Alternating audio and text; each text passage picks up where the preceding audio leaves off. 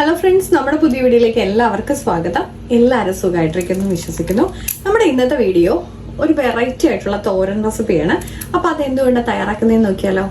ഒരു സമയമൊക്കെ ആയതുകൊണ്ട് എല്ലാവർക്കും നമ്മുടെ തണ്ണിമത്തൻ്റെയൊക്കെ സീസണാണ് അല്ലേ. എല്ലായിടത്തും നമുക്ക് നാട്ടിലാണെങ്കിലും പുറത്തുള്ളവർക്കും ഒക്കെ തണ്ണിമത്തൻ്റെ സീസണാണ്.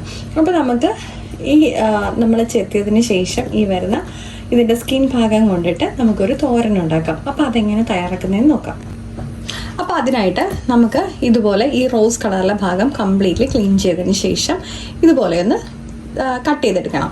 എന്നിട്ട് നമുക്കിതിൻ്റെ സ്കിന്നും ഇതുപോലെ കട്ട് ചെയ്ത് മാറ്റാം. മത്തൻ്റെ പീസുകൾ ഇതുപോലെ ഞാൻ കട്ട് ചെയ്തെടുത്തിട്ടുണ്ട്. നമുക്കിനി ഇത് കുറച്ച് മഞ്ഞളും ഉപ്പും കൂടി ഇട്ട വെള്ളത്തിൽ ഒരു 10 മിനിറ്റ് മാറ്റി വയ്ക്കാം. നമുക്കിതിലേക്ക് വെള്ളം ഒഴിച്ചു കൊടുത്തിട്ടുണ്ട്. ഇനി കുറച്ച് ഉപ്പിട്ട് കൊടുക്കാം. നമുക്ക് ലേശം മഞ്ഞപ്പൊടി ഇങ്ങനെ ചേർത്തിട്ട് ഇതൊന്ന് ഇളക്കി കൊടുക്കാം. ലേശം മതി മഞ്ഞപ്പൊടിയൊക്കെ. നമുക്കിത് ഒരു 10 മിനിറ്റ് മാറ്റി വെക്കാം. ഇതിപ്പോൾ 10 മിനിറ്റ് ആയിട്ടുണ്ട്. നമുക്കിനിത് ഈ വെള്ളം കളഞ്ഞിട്ട് ഒന്ന് വാഷ് ചെയ്തെടുക്കാം.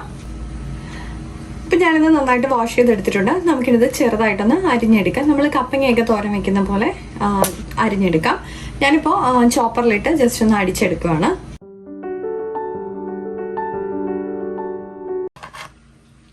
ഞാനിവിടെ നന്നായിട്ട് പീസ് ചെയ്ത് എടുത്തിട്ടുണ്ട്. നമുക്കിതിലേക്ക് ആവശ്യത്തിനുള്ള ഉപ്പ് ചേർത്ത് കൊടുക്കാം. ലേശം മഞ്ഞൾപ്പൊടി ചേർത്ത് കൊടുക്കാം. ലേശം മുളക് പൊടി ചേർത്ത് കൊടുക്കാം. നമുക്കിതിലേക്ക് മെയിനായിട്ട് വേണ്ടത് ചതച്ച മുളകാണ്. അപ്പോൾ അതും കൂടി ആഡ് ചെയ്ത് കൊടുക്കാം. ഞാൻ മുളക് പൊടി ചേർത്ത് കൊടുത്തേക്കുന്നത് കാശ്മീരി ചില്ലിയാണ്. നമുക്കിതിലേക്ക് ആവശ്യത്തിനുള്ള തേങ്ങ ചേർത്ത് കൊടുക്കാം. നമുക്കിതിലേക്ക് ലേശം വെളിച്ചെണ്ണയും കൂടെ ചേർത്തിട്ട് ഇതൊന്ന് മിക്സ് ചെയ്ത് കൊടുക്കാം.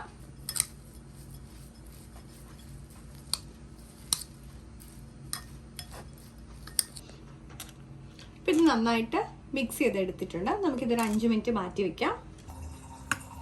നമുക്ക് കുറച്ച് വെളിച്ചെണ്ണ ഒഴിച്ചു കൊടുക്കാം. നമുക്കിതിലേക്ക് കടുക് ഇട്ട് കൊടുക്കാം. ഞാൻ ഇതിലേക്ക് ഉണക്കമുളക് ഇട്ട് കൊടുത്തിട്ടുണ്ട്. അതുപോലെ നമുക്ക് കുറച്ച് കറിവേപ്പിലയും കൂടെ ആഡ് ചെയ്ത് കൊടുക്കാം.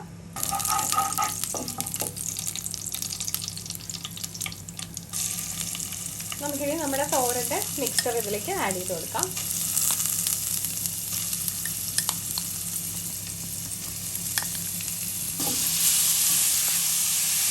നമുക്കിനി ഇതൊന്ന് ചെറുതായിട്ട് മിക്സ് ചെയ്തതിന് ശേഷം ഒരു ലോ ഫ്ലെയിമിലിട്ട് അടച്ചു വെച്ച് കുക്ക് ചെയ്യാം. നമ്മുടെ കപ്പങ്ങയുടെയൊക്കെ ഒരു കുക്കിംഗ് ടൈം മാത്രം മതി ഇതിനും. നമുക്കിനി ഇത് അടച്ചു വെച്ച് കുക്ക് ചെയ്യാം. നമുക്കിത് ഒന്നുകൂടെ ഇതുപോലെ ഒന്ന് ഇളക്കിയിട്ടതിന് ശേഷം ഒരു 2 മിനിറ്റും കൂടെ ലോ ഫ്ലെയിമിലിട്ട് കുക്ക് ചെയ്തെടുക്കാം.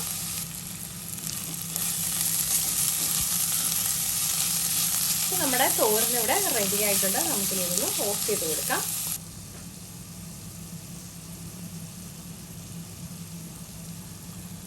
അപ്പൊ നമ്മുടെ വെറൈറ്റി ആയിട്ടുള്ള തോരനാണ്, ഹെൽത്തിയാണ്. അതുപോലെ തന്നെ നമ്മുടെ ഒരു കപ്പങ്ങയുടെ ടേസ്റ്റ് ആണ് ഇതിന് ഫീൽ ചെയ്യുന്നത്.